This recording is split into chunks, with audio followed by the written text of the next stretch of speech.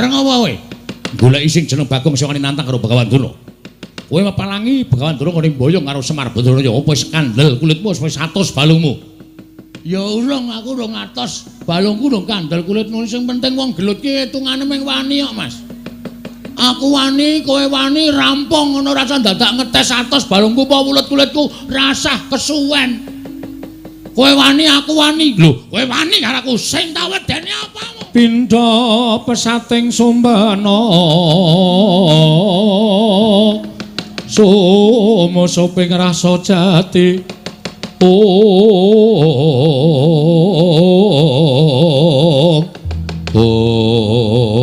Tan kawusa manjing lengging Karang Kadempel. Nalika semanten nata Mandura Prabu Baladewa Raden Arya Werkudara ngawis sangganing para putra Pandhawa pating bleber pating Caka Trita mludakane karatan.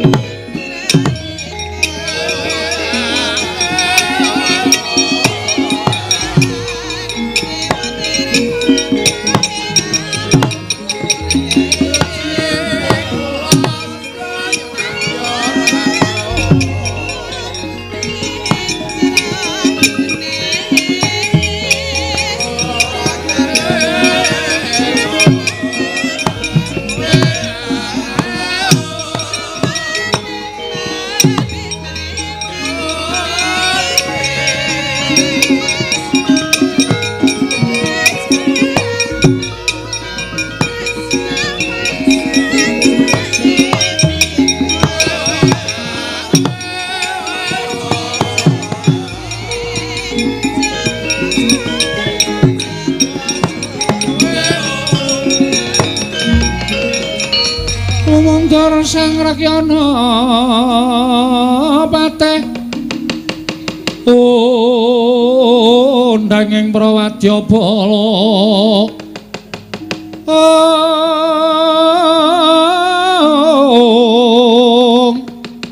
Pok sur tambur myang suling pepandhen dalutak miwa bandera kandha mawarna Pindha Jala Driyana Sri Kawuryan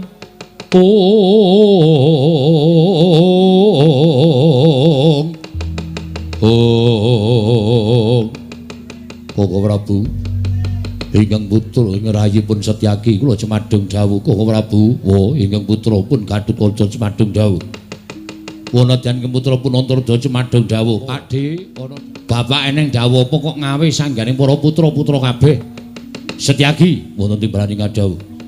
Gatotkaca wonten timbalan, Antarja wonten timbalan ing dawuh. Antasena piye Pakde?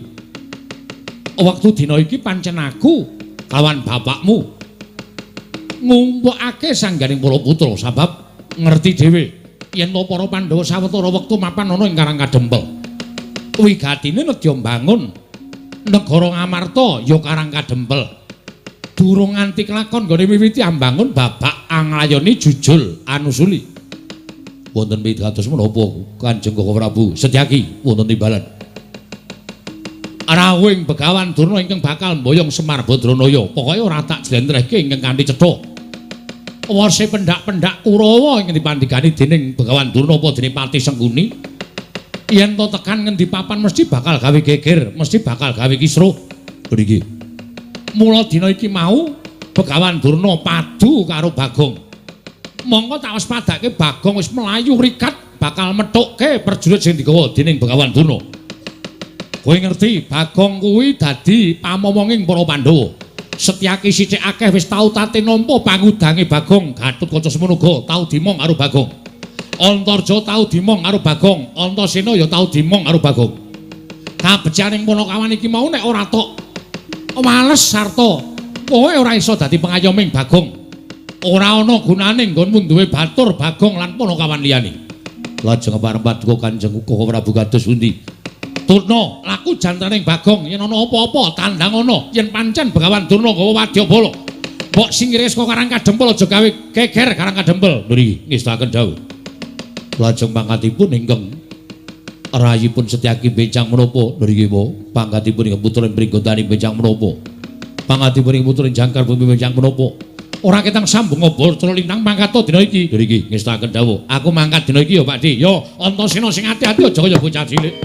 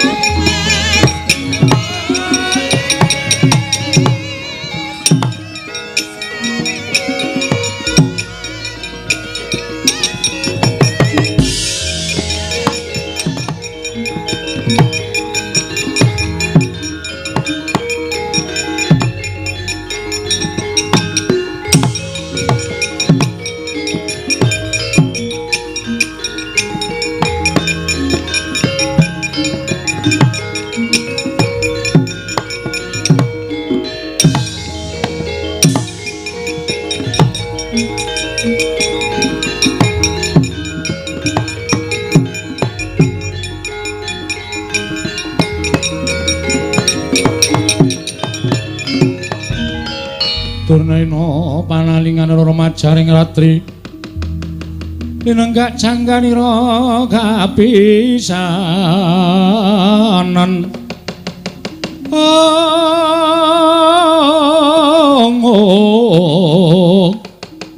aneng prang Bratayuda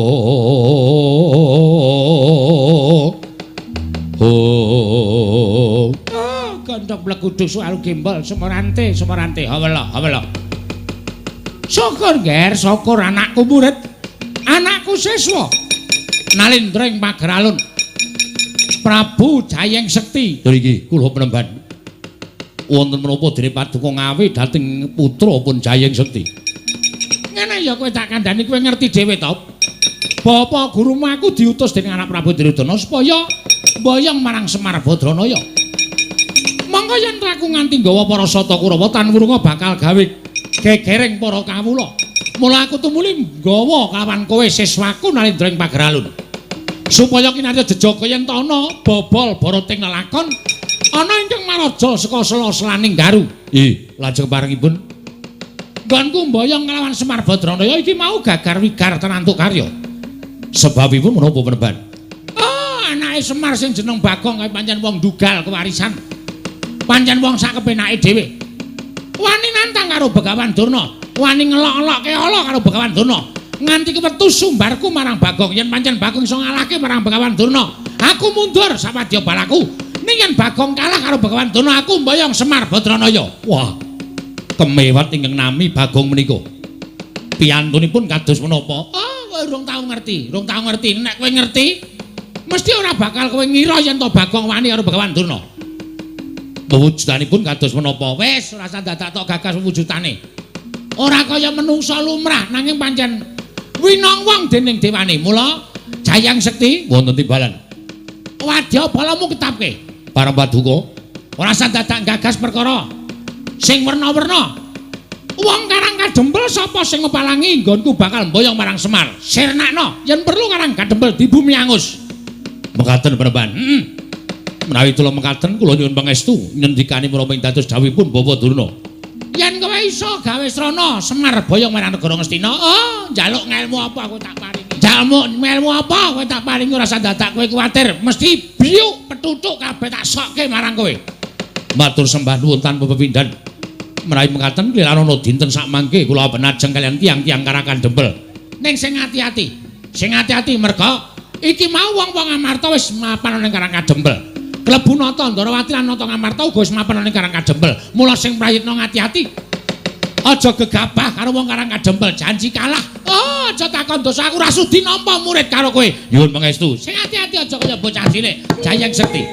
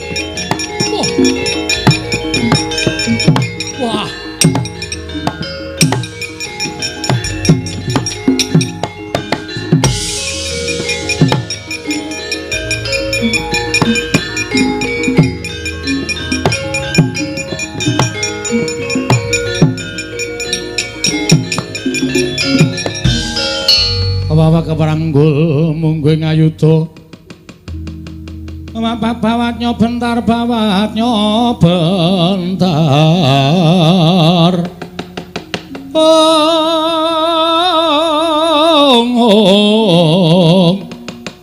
kebabaknya mungguing alogo walah kaget aku. Awan-awan tak kira ning demit jedul. Iki sapa iki? Matane kok gedene Rajamak kaya nduk diceplok. Truk. Rene yo. Ngapa to? Jebul Durna ora nggawa Kurawa, Truk. Sajake iki murite Durna. Durna iki ora mung kok nggawa Kurawa, nek ora nggawa Kurawa mesti nggawa murite. Wah, lah kok iki kok awake keker kaya ngene. Ha terus? Piye iki sapa sing arep mungsuh iki? Lah kowe maju nomor 1 iki ngopo? Tak kira Kurawa. Kurawa wae ana sing tak incem. Sapa? Citraksi. Lah ora Citraksi ya Durmagati sing anteng-anteng. Wah, wis tatone gambar jangkar nggon lengen. Gentro iki to. Yes, men.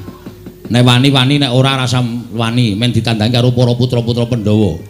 Nek nganti aku mundur isin. Nah. Wis men tak lakonane, Truk. Nek kalah, wong menang wong perang hitunge mung loro, menang apa kalah? Menang kondang, kalah wis modar ya tak lakonane. Anakmu cilik-cilik lho, Gong. Kowe iki ora ngisru-ngisruhi pikiran to? Cilik ya men. Ana mbokne kok. Bapakne mati ra sik nyusoni mbokne. Lah iya ning apa ora mesake sing ragat sapa? Ha kowe iki padene ngopo? Nah aku mati kok kan tanggungan gula mentah anakku. Nek kowe mati aku tanggungan gula mentah anakmu. Ngono kuwi tegese gotong royong ngantarne anake Semar malah. Wis tenang ora usah pedhi, rasa mikir tak lakonane. Urip ya mung doyak-oyak mendring kowe kok. Mbok ya wis anggere esuk 2000, awan 2000. Borose ora jamak-jamak. Saking dene kowe kok go. Lah pitene nek wong ra duwe aku ciduk tak kredit kok. Men ciduke kok dikredit. Ora iki sapa kok dememeng wae sapa kowe? Takoni ora ngaku malah omong-omongan karo kancane. takon karo aku. Yo, dasar Waranyata, putra Jodipati. Gong. Rasane aneh. Iki ngedapke mungsuh. Ngedonke mungsuh ngene iki. Putra Jodipati arep Antasena. Ndara Antasena ana nek nganti konangan malah kowe diajar Ndara Antasena. Eneng apa? Ya eneng. Antarja. Antarja ya ana. Gatotkaca ya eneng. Aku dudu putra Jodipati. Lho. Iki molak-malik iki piye? Senopati Ndarawati. Ndara Sencaki ya ana. Alah sing ora ana sapa? Aku putra Madukara. Wah nek anak Madukara iki pirang-pirang. Ndara Abimanyu ora ana. Oke, tak ngaku lho. Satria ing Tanjung Anom Raden Abimanyu. Wah. Abimanyu. Aku wis tau ngerti nadyan liwat gambar. Abimanyu iki dapure ora kaya kowe. Aduh, ya wis ganti. Jeneng kok gonta-ganti ora, Ndeng, aku bature. Aku Bagong. Iki sing kandhake Begawan Durna mau. Durna muni piye? Jarine nggone bakal mboyong karo Semar Badranaya di wangsuli karo anake Semar sing ragil jenenge Bagong. Wah, kowe to Bagong. Dasar kewarata. Piye gleleng ora? Iki Bagong. Sing mburi sapa? Iki kakangku, Petruk. Kakangku meneh cilik jenenge Gareng. Telu kuwi ra iso disangga entheng. Kowe sapa? Aku keseting Sang Prabu Jayeng Sekti saka ing Pagralun. Lho, Jayeng Sekti iki sapa meneh, Truk? Mbuh. Mesti seswane Durna kuwi. Heeh, mestine. Kowe anak buahe Jayeng Sekti. Yo, dasar Waranyata. Jenengmu sapa? Sumbang Surajigja. Wah, cah pelit lho. Cah pelit piye? Sumbang Surajigja ora nyumbang ora apa-apa. Duapure to. Mikir to? Ya. Mun ndak kedupak aku. Oh ya. Wes aku wis pencak medeni lho. Wani, sing tak wedeni apamu? Ora minggat suarep aku. Kramasi epek-epek. Sik, aku esuk mau wis kramas. Lho, tegese kramasi epek-epek iki? Tak kramasi sirahmu, tak nggo gatheng sirahmu. Weh lah, penyakit ke Sumbang Surajigja. Ora ngerti krijane Bagong. Rung tau weruh krijane Bagong. Bagong ki sapa? Aku ki anak Semar. Semar ki sapa? Semar ki dewa Ngejawantah. Kae Sang Hyang Ismanta.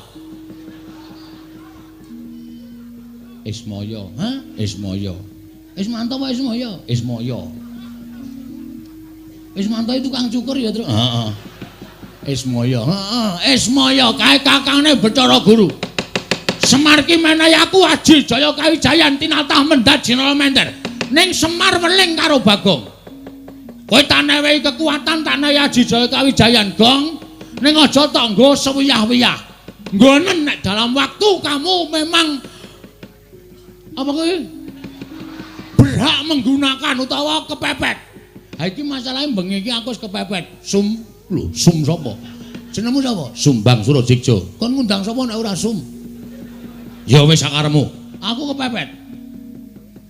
Kowe nantang karo Bagong sawangan iki epek-epekku iki. Lho, epek-epekmu ngopo? Iki nek nganti engko malih abang, tebake diadamu ora jemblong tekan geger, aja diundang Bagong. Aku ra wedi. Aduh. Cilaka iki. Ngapusi ora sukses iki. Apa anggapmu aku wedi karo tanganmu? Aku ora wedi. Ayo cobanen. Matno Sastra Jenderal Fakultas Jaya ora bakal tak tinggal loncat. Maju sejang ae. Untamke nyawamu marang kayanganing Bathara Yamadipati.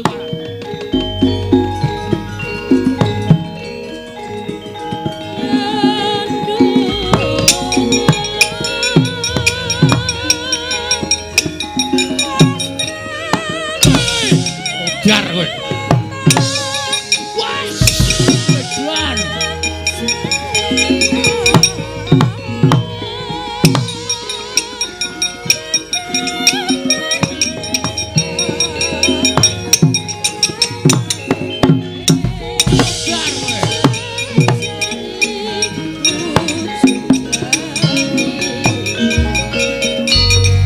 Wis gong, aja dipisah. Ora usah sok gaya ta, kuwi sengit. Kowe iki wis diajar, kowe iki nendang sikile cupet kok nendang diantem bola-bali saka kono ndasmu suarane mak klothak ngono lho. Aku kuwatir nek kowe gagar otak. Ora aja dipisah lho, ora usah aleman. Iki ana nderek Sencaki. Sapa? Ndoro Sencaki. Ana apa wonge? Ana. Piye Bagong? Menjoto ronggon. Menjoto ronggon ya niki pun mlentrong loro niki. Diantil karo anak buah Durna jenenge Sumbang Sura Siksa. Niki lho tak tandangane. Mbok ngono. Ora mung do wedangan wae. Kene nyambut gawe piyai-piyai do lenggahan. Mangkat. Yo Bagong. Ah ngono. Serang. Yo.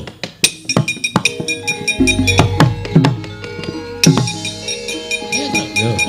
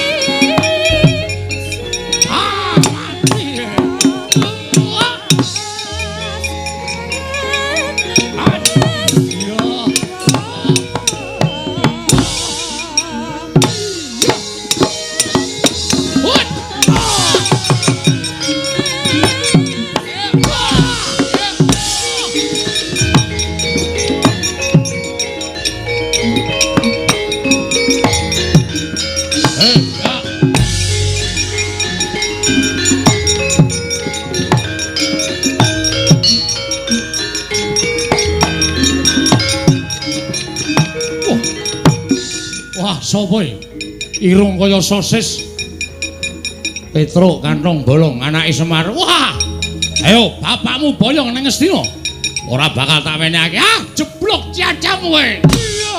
Wah, mati kowe. Iya.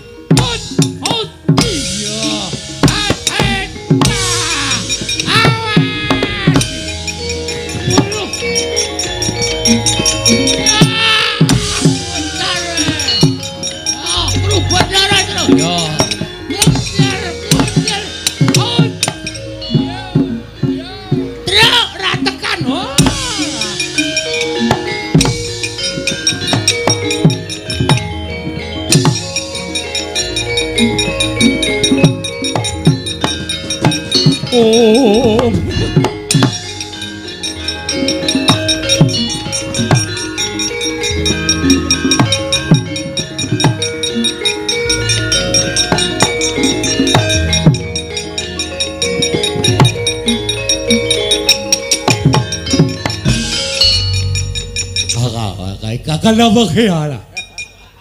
Kakak jaga apa sila tu? Kata apa kecil kakak mana tu? Itu Non, mungsuhmu iki. lah pripun? Rene. Akadik begila sabar ini apa? Mumet ta. Piye lah? Agak ada banyak lah tu. Sagabak ketela sabar ni. Kang, goleki kakangmu lho. Masa kakangku kan kowe? Ora iya anake Semar Buangan biyen. Rene lho. Agak begini. Agak kece Pak. Ajar. Wah, radong. Agak dah. Agak jagale. Agak betul di sini.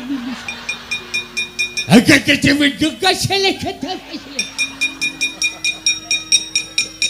Kowe dong boleh. Ora. Aku iso ngomong meneng wae lho ngerti wangsuli lak beres. Ada. Agak kaku le do. Agak do.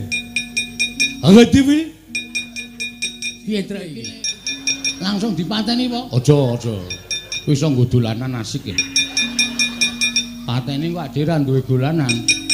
Piye karepmu? Apa kaya ngene? Maksude akang wedi. Iso nulis ora? Nulis. Gede. Oh, akate iki iso, Gong. Akate iki iso. Iso nulis ora? Gede. Ah, iso ta. Iso kuwi artine iso. Gede.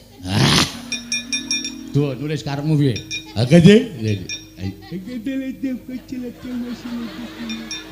Oke. Oh alah, jenengmu sapa? Hello. Oh iya, aku Petro. Aku. Retukan kesilaka kelupa. Kerupuk dengkulmu melocot ya. Petro, kada. Akade aja lah kada ya. Akade. Aku ni akade. Tulis. Kada begini. Iya. Aku Bagong. Kelapa Bagong. Rada jelas ae, rada jelas. Sirmu aku wae sawala kata kawaya kata wis sebari tile bae. Puyer wae ora isih kuat aku isih kuat. Apa diketek kemana tile kemana. Tulis aja buku di mana. Oh, oke banget. Ngerti dek ini. Agak ada baik. Ada apa sih kita? Agak ada baik kita. Kita kemana? Monggo ngono dadi dolanan. Saake ya, Kang. Heeh. Wah, pesone apik iki, Truk. Aja dijukuk, kuwi nggone wong mati, kuwalat. Wong mati ki ora krasa apa-apa kok kuwalat. Jukuk iso nggo mbleh wedhus. Lah iya. Baja putih. Jarike bathik, Truk. Aja to, Gong, iki ora malingan ngono to. Ora apa-apa wong mati ki ora krasa kok. Copot jarike. Waduh, klambine iki iso nggo jaket nek turu, Truk. Ayo wis. Wis lumayan entuk-entukan. Piyen? Copot nggo cilikke.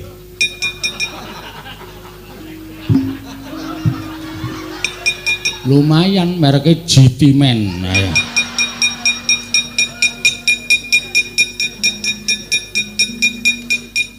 Wedan. Blendis. Ora diturai apa-apa. Oh, jan bocah-bocahane do. Wah, Petruk iki banget nih. Awitene aku mengentuk kuwi kok. Ki wangune ratune nggawa mbako. Apa? Kuwi mutah kuwi. Oh. Tak jukuke Petruk dilinting. Gah. Kena disumet cepete ra jamak-jamak. Brongo cangkemmu mesti. Ayo sapa sing arep ganggu karo kadempel kaya.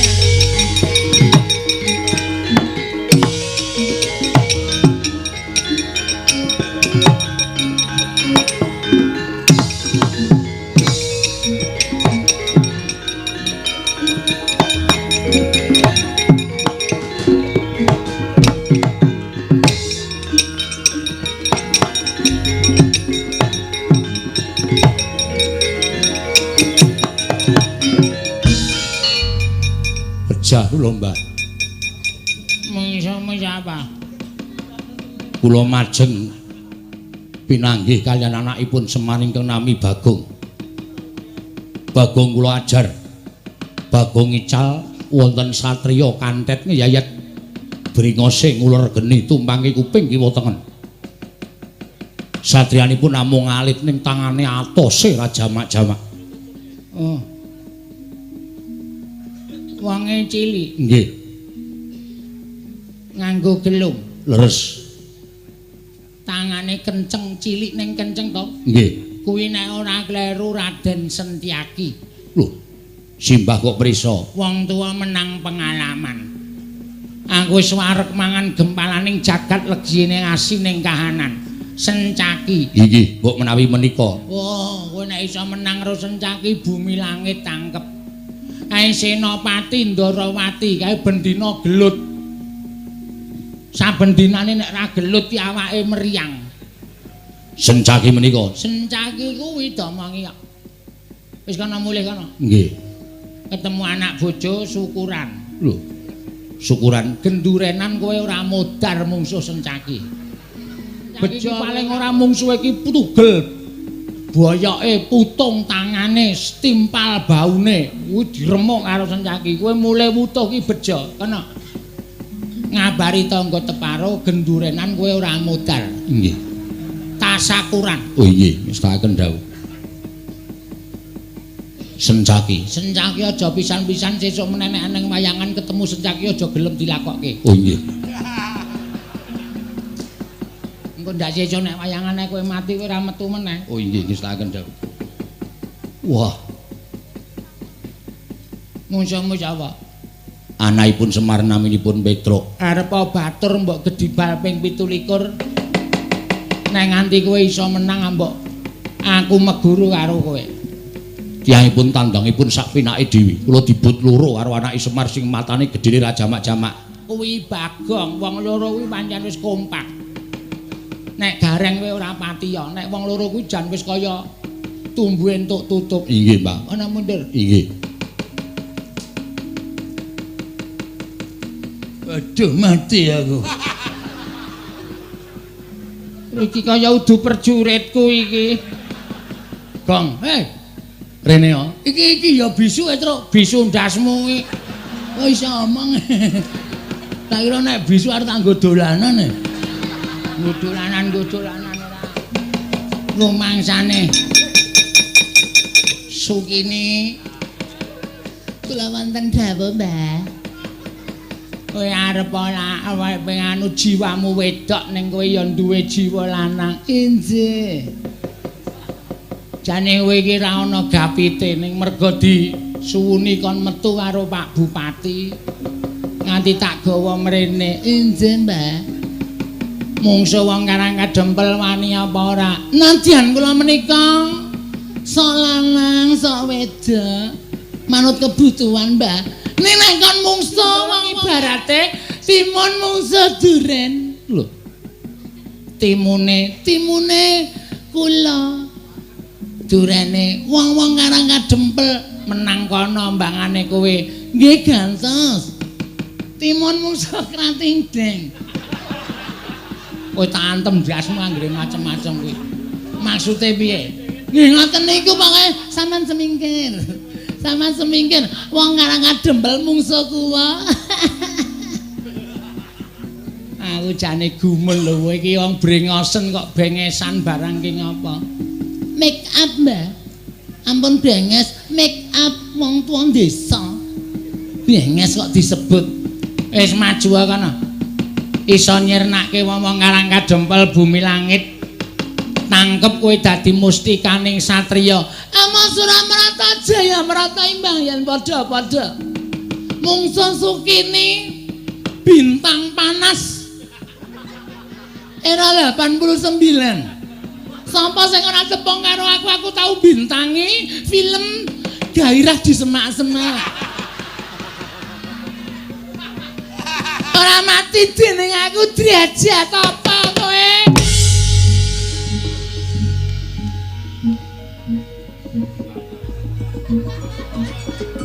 Miyaga do petuk. Jeleng kuwi kethuke ketuk ngono kok tok. Kalau bayar pira kowe? Semangkean ora.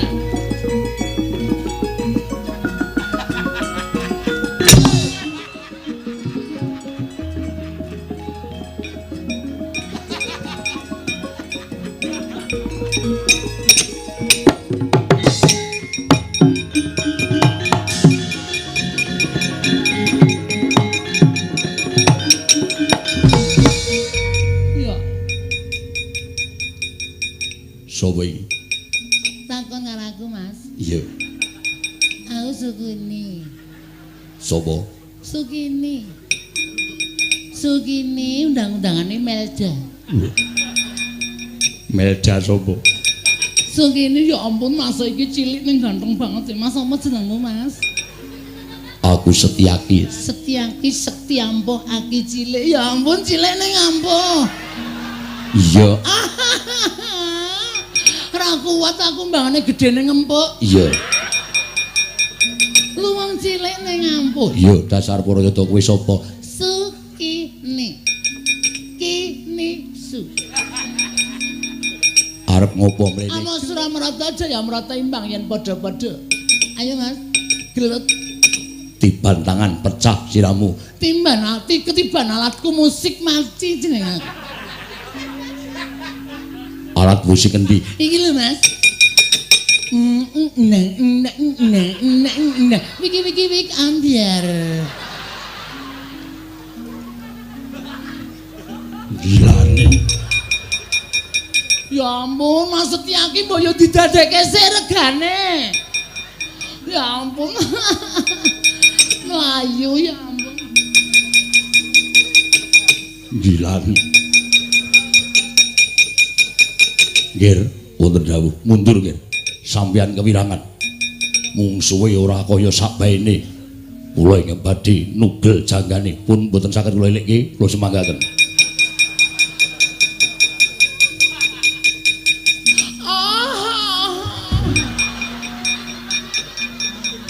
Ya ampun ganteng banget ta iki. Sapa, Mas? Gatot Kaca. Gatot Kaca ya ampun suarane gedene raja macam. Dadaku deg-degan. Aku ya ampun brengose. Geli aku.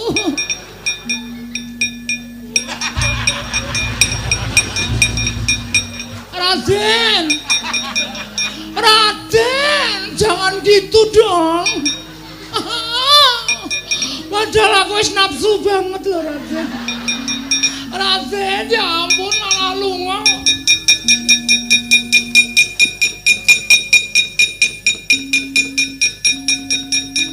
Waduh ya ampun wong Karang Kadempel ganteng kabeh. Ya ampun sapa Mas? Antarja. Antarja ya ampun kaya antar pit antar. Ih. Ya ampun ilang Angslep ning bumi ya ampun maslep ngono iki merinding aku. Aku biasanya ya dislep ngono. Ya ampun ilang.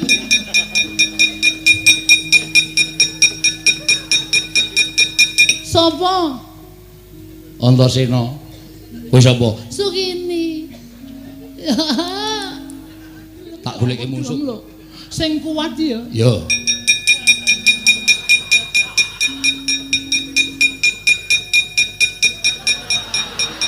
Pak, owo. Mungsuhe ampuh banget. Paman Setyaki Kakang Garukaca Kakang Turjo melayu kabeh. Aku ya arep melayu. Wah, edan. Yen kewirangan wong tuwa.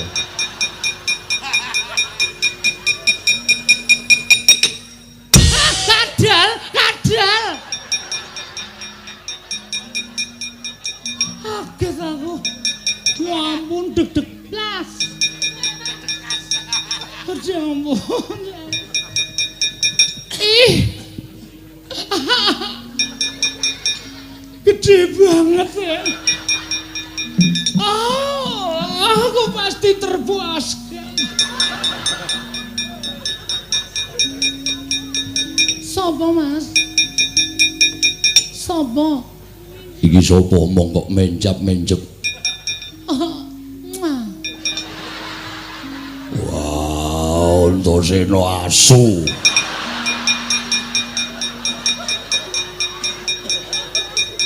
Wong tuwa diabus. Mas, oh, gede banget aku wis gak iso mbayangke. Semua musuhku lari.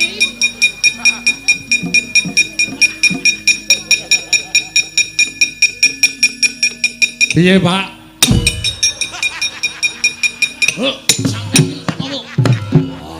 Ora mbles bumi lak kecerdasmu. Wah, Werkudara ditukke banji.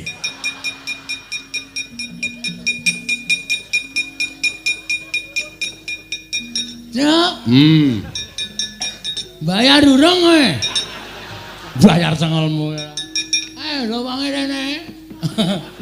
Piye yo, tono wae yo, ngomong ngreget-ngregeti ora. Aku kanthi kaya ngono kae tak pethone. Aku wae. Ha iya. Aku arep methoke kok kowe muni aku wae iki mesti punya maksud kowe. Mana? Mbane ra entuk sasaran terus. Nekat tenan. Aja lu Gong ora ngelek-elek iki ora. Ih!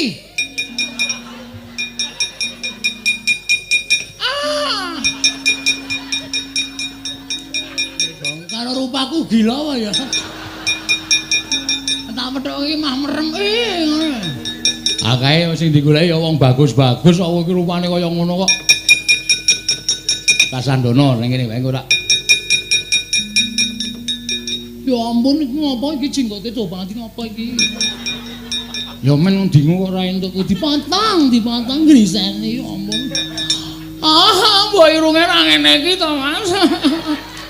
Aku dadi kelingan sing ora-ora.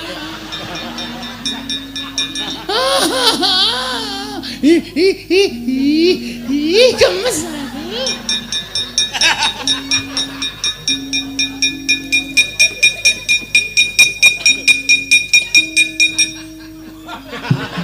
Ora ngono kuwi to Mas.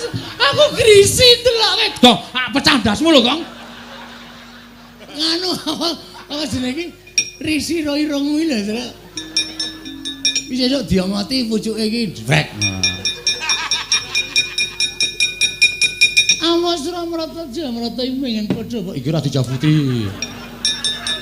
Wah, brengos kok anu jenggot kok dijabuti ora. Bali ora kowe? Ora bakal bali. Isih nyamene kok kon bali ya ampun isih ana wektu 2 jam. Aku ki nek kukut jam 3. Angger jam 3 ora ana pelanggan kae, sepatuku terus tak umbelke. Aku terus melayu sifatku ping ndak lakonan Satpol PP. Mulai ora kowe? Ora mulai, sesuk ora mulai, saiki ora mulai. Aku mau mulai. Awas ora mrata jamrata yo Semar endi? Semar. Toko Mas Semar. Tak boyonge legane atiku.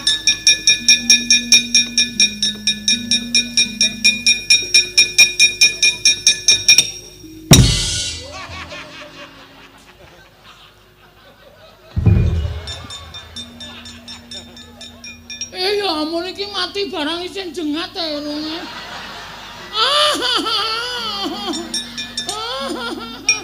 Ayo, arti ayo.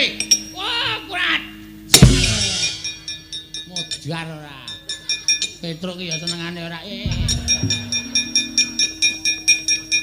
Gareng ki mripate ora mak cleng ning ndas ora. Marahi maksiat ngene iki.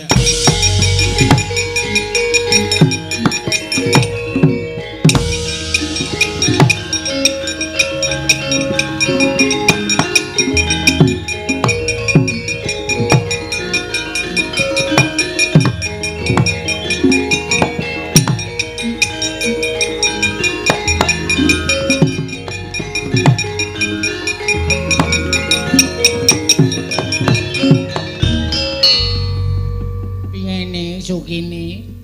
Mbah. Kok sajake kagel. Mbah. Ala saturan. Kalah to kowe. Kalah. Ora tau lho, Mbah. Nyangane iki kula niku ora tau, Mbah. Sia-sia uripku, Mbah. Loro-loro ati kula men disepelek karo wong kare kecepet.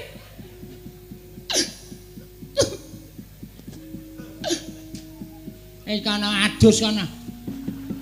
Nek muring-muring terus apa-apa dipecahi, apa-apa dipecahi. Ndak malah ngententeke apa-apa. Sinuwun kados pundi kawontenan menika sinuwun kula sumanggaken.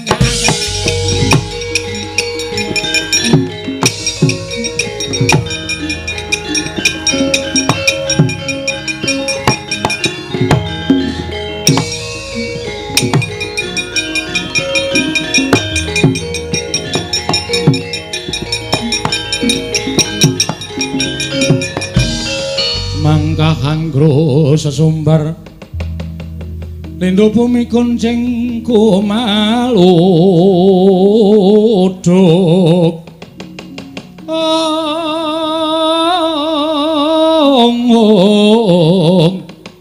kumaluduk guntur ketup lumembak penyu kang kumambang prajurit padha piyaos sak landhean. Wah, wangune wong Karang Kadempel ora kena disangga enteng. Konangan Prabu Jayeng Sekti ora padha kukut genderane aja tuntang nata pagelaran barat.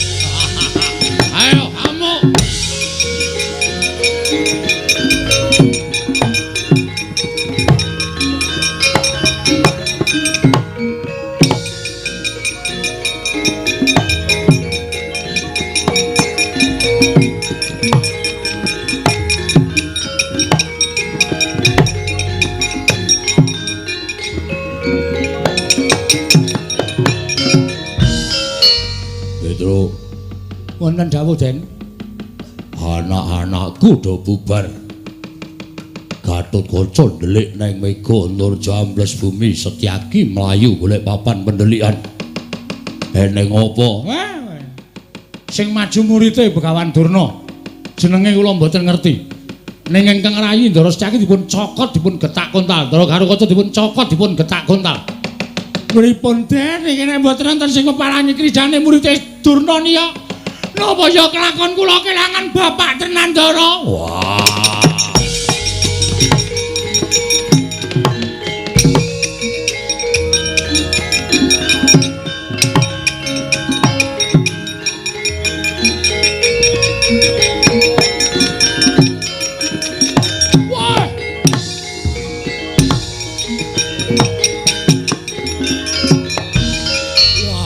wong gagah. Werkudara. Sapa siswaning Begawan Dara? Prabu Jayeng Sekti. Ayo, meneke Semar apa ora? Ora bakal tak wenehake. Wah, lakon kene Pancaka.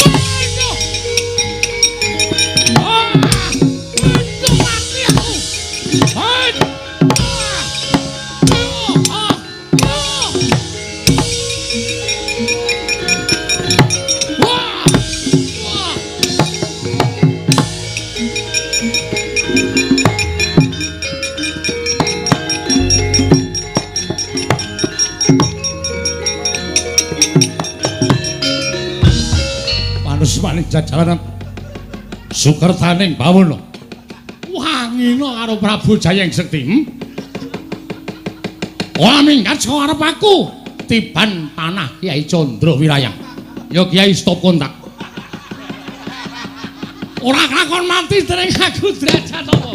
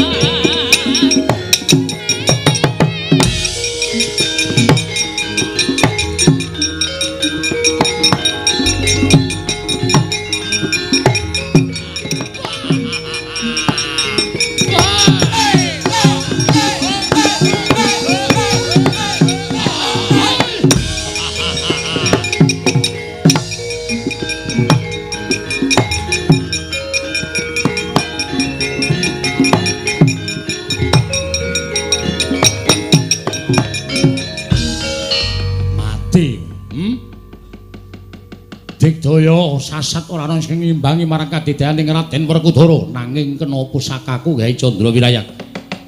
Ora nggletak apa dianggep aku ora iso ngalahke karo kowe? Ayo, ora bakal bisa nglawate prajurit lemboke Pakun cara nganti uwal para Pandhawa.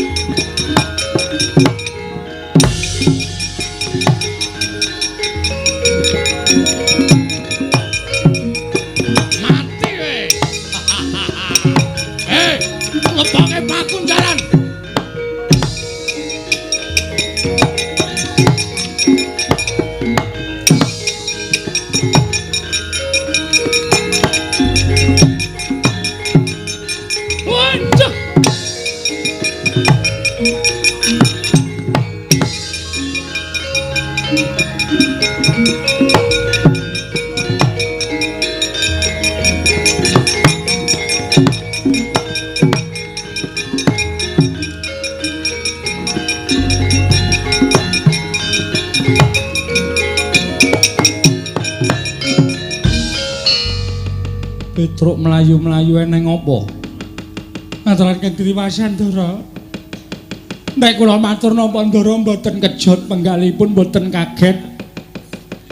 Kowe arep matur apa Petruk? Katon gugup.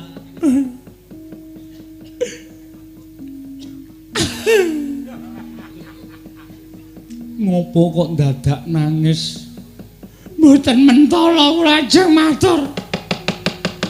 Nalika semanten para putra Pandhawa sami kenjang kapracondang mergi mengsahipun muridipun Begawan Durna nami Prabu Jayeng Sekti.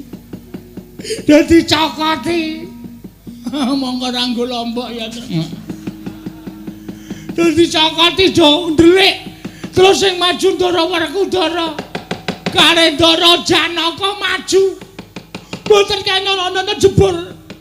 Siswane Durna niku ampun tenan, Den. Kula sawang saka katebian Ndara karo Werkudara Ndara Janaka dilepasi pusaka. Saniki mboten ngerti temputi papan gunungipun tasih sugih napa sampun seda, Ndara.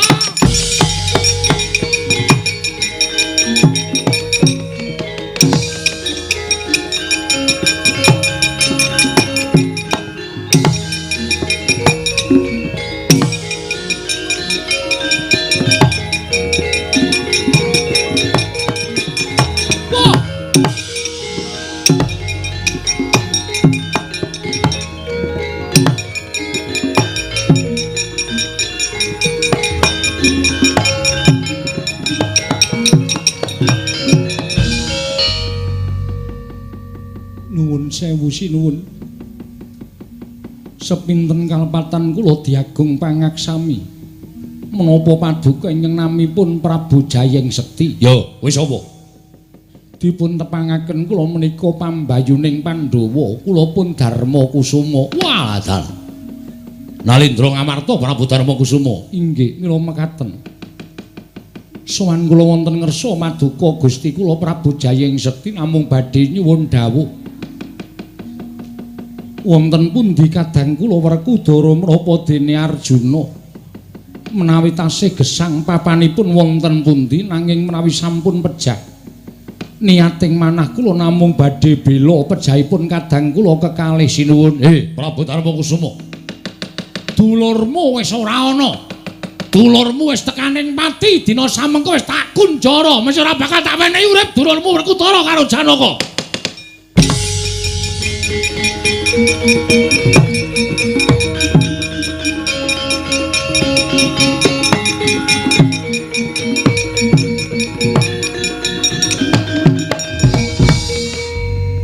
Gusti kula sesemban kula ngaturaken panuwun ingkang tanpa pepindhan dene paduka ingkang sampun saged nyuwargakaken dhateng Arjuna menapa dene Werkudara. Mbok menawi sampun pinesti dhateng purbaning Wang Mahanasa sampun cekap semanten tulisipun kadang kula kekalih anggenipun gesang wonten ing Malam Padang. Malah sak mangke sampun ngantos kadang kula kewala ingkang dipun sampurnakaken mugi keparenging galih kula badhe nderek nyuwun tulung dhateng paduka sinuwun Prabu Jayeng Sekti keparenga amurba masesa dhateng gesang kula. Sampun boten wonten ginanipun kula gesang wonten ing Madyapada bebasan sarah mungguing lautan. Wastra lungset ing sampiran menawi kadang kula kekalih sampun boten saged kinukup gesangipun sinuwun. Kula nyuwun dipun sampurnakaken. Wah, candhak pakunjaran papanmu Puntadewa. Wah.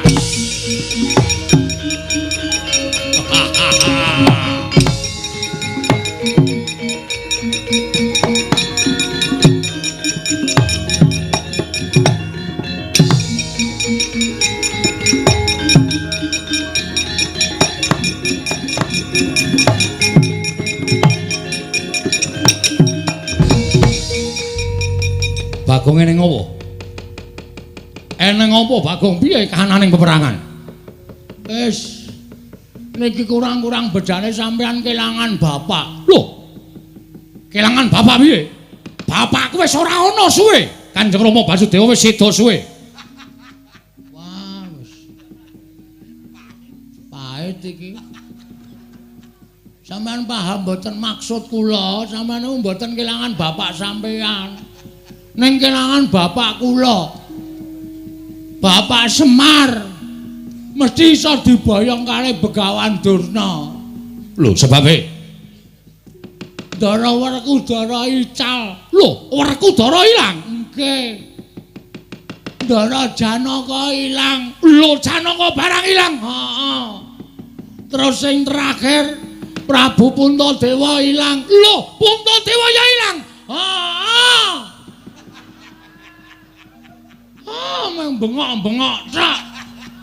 Ora gek temandang aku wis iso nek Werkudara ilang. Janaka ilang. Terus ngapa nang ngono?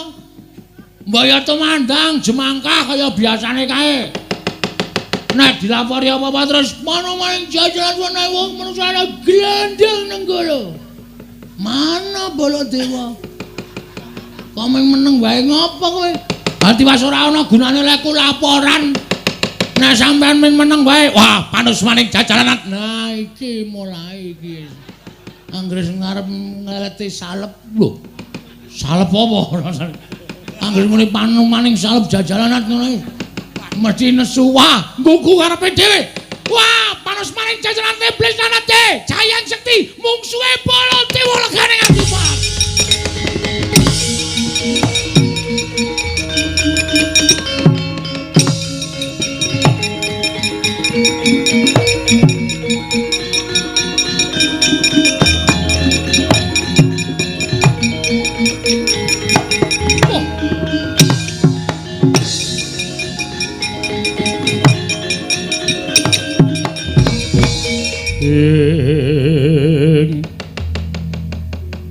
Ansamar pamoring sukma sukma sinukmaya winaya wing asepi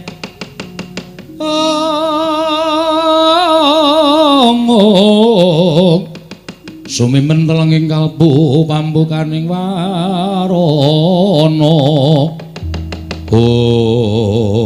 wah Ratu Mandura Prabu Baladewa ora pangling aku wis tau ngerti kondange yen duka mesti nggilani tandange ya ora bakal kowe tak mor marang para Pandhawa nanging wing bakal tak gawe wirang keclorong Kyai Candra Winayang ora salin wujud dadi wujuding macan aja tuntang nata Prabu Jayang Sekti Parat.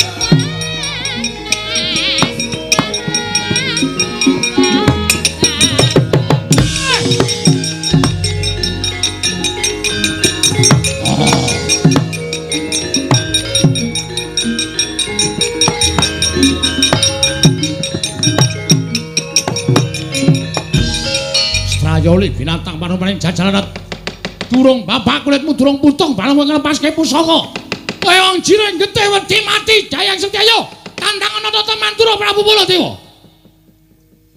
kirung sadar kowe kok iso Den Petruk ngopo kowe ngene kowe aja palangi aku Petruk mikir tandangane ngerti tenan iki kula sing weruh mbrebes mili lho Den nek dadi sampean wujud kaya ngaten. Petruk apa nangis mikira? Mikira Petruk. Lho. Lentuk nandi Petruk kok entuk macan sirkus. Macan sirkus. Sampai iki. Bagong apa Bagong? Lho, kok iso ngomong? Iki nganu gatuk dikarciske. Grengkulmu ora. Ada macan bisa bicara ngono. Macan bisa bicara ora mundur kene rajong kowe. Isa wae. Ndak wonge krungu. Masa? Didol wae yo. Hus. Didol jengkulmu ora. Larang lho iki, larang iki bendara e. Ana wis kaya ngene nggo abrak apa? Malah entek-entekke wedhus engko. Ya ora kaya mikir kan. Petruk nang ngopo? Nuwun sewu Den, Mang nuwun sewu, panjenengan tak saged ningali suku panjenengan piyambak to. Mang tingali suku panjenengan. Lho, sikilmu. Nggih mang tingali. Kok iki sikile sapa, Petruk? Petruk iki sikile sapa? Nuwun ngapunten, sampean wujud macan sak mangkene kandhara. Aduh mati aku iki. Aduh.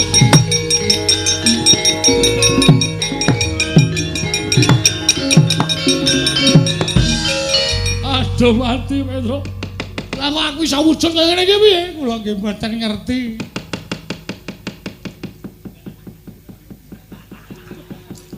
Kula nggih ora ngerti. Aku tadi iso wujud kaya ngene iki piye, Petruk? Kula nggih mboten ngerti. Aduh, wah edan tenan. Masa macan nek ngentut muni ya, Truk? Ayo muni kok ya. Wah, anu buntute munggah dadi ketok kaya kentrang jengkulmu. Omongane kok ngono. Pun matur bapak mawon. Bapakmu nanti aku njaluk tulung kok wujude kaya ngene piye? Nggih, monggo.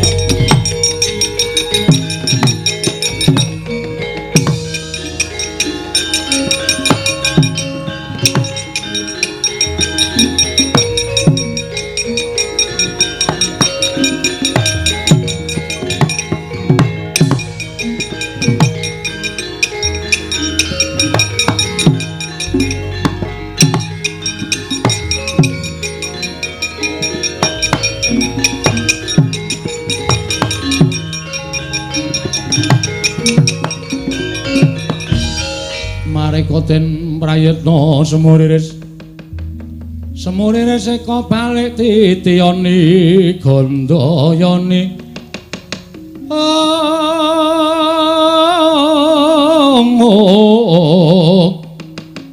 Sunya purnama sasi gilaran ing tengah latar. Petruk iki sapa? Mang dangu piyambak Pak ora mentala. Macan kowe iki sapa? Kakang Semar aku mati aku Kakang. Lah kok aku dadi wujud kaya ngene iki piye Semar? Lah kok suarane Sinuwun Mandura? Lah nggih. Kenang apa iki mau? Majeng wonten ing pabaratan ing pusakanipun Prabu Jayeng Sekti. Wah, pusakane ampuh banget, Pak. Pandhawa kepikut Ndara Baladewa kena pusaka dadi wujud macan kaya ngeten. Semar. Semar aku tulungono, Kakang Semar aku tulungono aja nganti wujud kaya ngene aku ndak ora iso bali ning negara Mandura, Semar. Nggih. Pun pancen iki pinesti kudu kaya ngeten, pacoban sing ditampa dening Pandhawa. Mboten pacoban sing enteng ning pacoban sing awrat. Ning ewa semanten kudu dilakoni. Aja nganti disingkiri, aja nganti gresula. Nek gresula kalih nyingkiri niku padha karo ora percaya marang panguwasaning Gusti. Yo, Semar. Aku piye apa aku iso bali kaya wingi uni? Saged. Wong sing nyipta utawa sing gawe sampeyan wujud kaya ngeten niku dudu wujuding utawa dudu Gusti. Ning menungsa lumrah. Mula nadyan wujud kaya ngapa sampeyan iso disranani iso disarati. Sarate-sarane piye? Ndara kula Pandhawa ical, Ndara Puntadewa, Ndara Werkudara, Ndara Janaka. Ya. Mang goleki. Mang bundeli emek omongane Semar. Nek sampeyan iso ngetemu karo Ndara Puntadewa, Werkudara, Janaka sing dipikut mungsuh niku sampeyan iso bali kaya wingi uni. Nek sampeyan ora iso nemokke, nuwun sewu ya sak lawase kaya ngeten niku. Aduh, mati aku. Petro piye, Petro? Angge digoleki mboten usah bingung.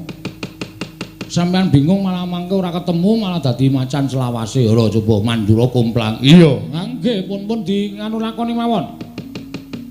Nggih Ndara dilakoni mawon. Sampeyan mang goleki pakunjarane ndara-ndara kula Pandhawa. Kula kanteni anak kula Gareng, Bagong kalih Petruk. Petruk kowe ngentutno macan. Waduh. Ae sing ora mlebu warung ya, Truk. Heeh. Macan mlebu warung ya bubar ora karu-karuan. Nah aku malah cocok wong bakule barang mlayu dadi gratis. Wah kuwi ngayal nek wis niatmu pancen ndoglas kok, Gong. Ayo semen. Ndoglas iki bahasane biyen lho ya. Ora apa-apa waton doradong kowe ora masalah. Ha iya. Pun ngoten mawon, yen ngono aku njaluk pamit nggih sing ati-ati. Lah kowe piye Semar? Pun kula urusane awak kula dhewe. Kula wis tuwa ora usah dikuwatirke, upama kula niku mati ya wis sak trepe wong nyatane kula wis tuwa. Ya aja mati, Pak. Wis to.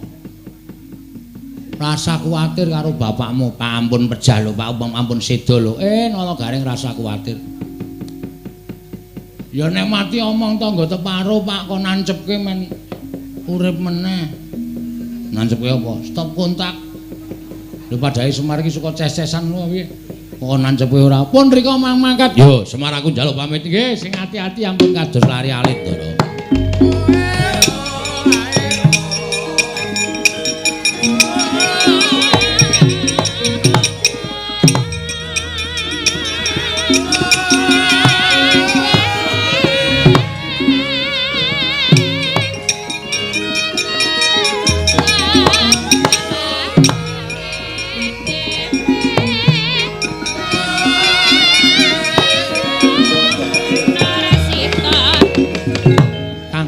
Semar Badranaya sigra mendhet sumping Lombok Abang dan banting wonten ing Bantala.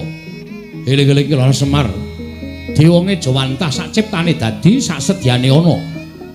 Dupi sumping Lombok Abang binanting wonten ing Bantala. Ana wujud Semar sami kalian Semar ingkang saestu datan Genggang Sarikma.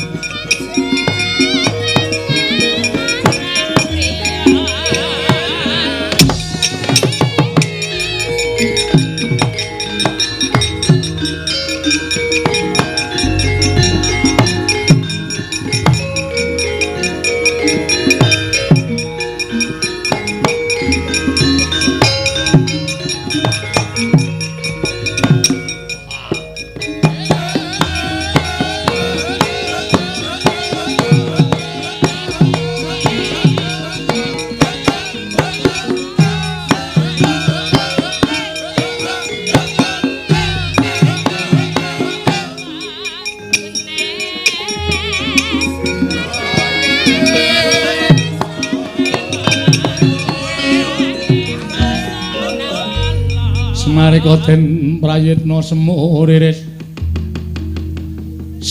seka balik titiyane kandayane ing apa sing nganggo dada padhake kupingku ora krungu. Semar, kowe sing gawe aku. Mancen nak nggo srana ngapusi ratu siswaning Durna kae mau. Mula ora sawedi kang nek ratu kae mau tekan kene kowe arep dikapak-kapakke arep diapak-apakke kowe manuta. Kowe arep diboyong nendi kowe manuta. Aja pati-pati kowe bali wujud lomba abang nek durung tekan papan sing disedya dening ratu mau. Wis ngono wae tak tinggal neng kene aku tak munggah neng kayangan Semar.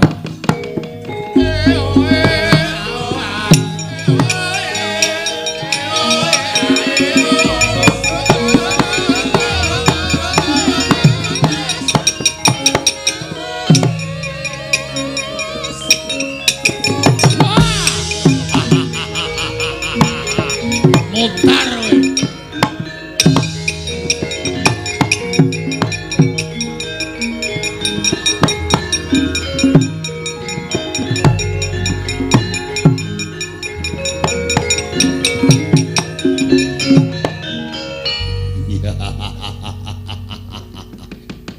Ngakuwa wong digdaya, ngakuwa kowe titis dewa. Ning kowe ora bakal menang karo Prabu Jayeng Sekti. Bendaramu kabeh wis tak pikut. Ora-orane bakal tak gawe macak mesti bakal tak pateni. Mung kari kowe. Tak aturke Bapa Penemban Durna. Aku iso mikut Semar Badranaya. Wah, lah bakal entuk ngelmu sing tak karepake saka Penemban Durna. Embuh, kowe arep dadi apa kuwi dudu perkaraning Prabu Jayeng Sekti Semar Badranaya.